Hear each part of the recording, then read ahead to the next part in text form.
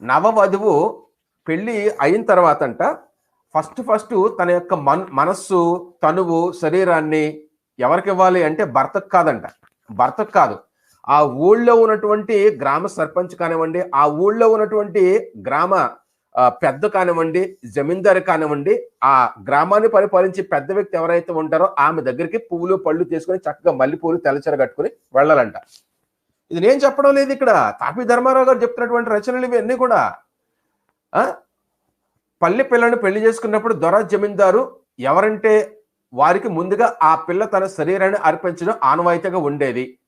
ఏమండి, నవవధువు ప్రత్తా కన్య, సంపర్కం పొందనిది అంటే సంపర్కం పొందని అంటే ఇట్స్ వర్జిన్.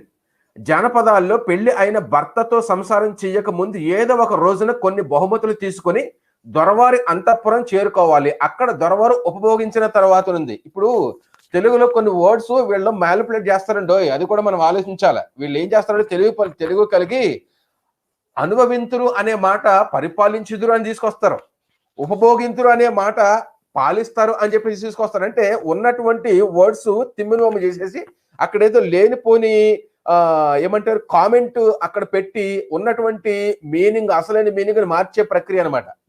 సో ఇక్కడ స్పష్టంగా ఉంది ఏంటి, ఏదో ఒక రోజున కొన్ని బహుమతులు తీసుకుని దొరవారి అంతఃపురానికి చేరుకోవాలి. అక్కడ దొరవారు ఉపభోగించిన తర్వాత భర్త దగ్గరికి వెళ్ళాలి. ఎప్పటికీ కేరళలో ఈ ఆచారం ఉందంట. ఇది ఆంధ్రుల్లో కూడా ఉన్న ఆచారం. అంటే మిషనరీస్ వచ్చిన తర్వాత ఇది రూపుమాపాలనుకోండి.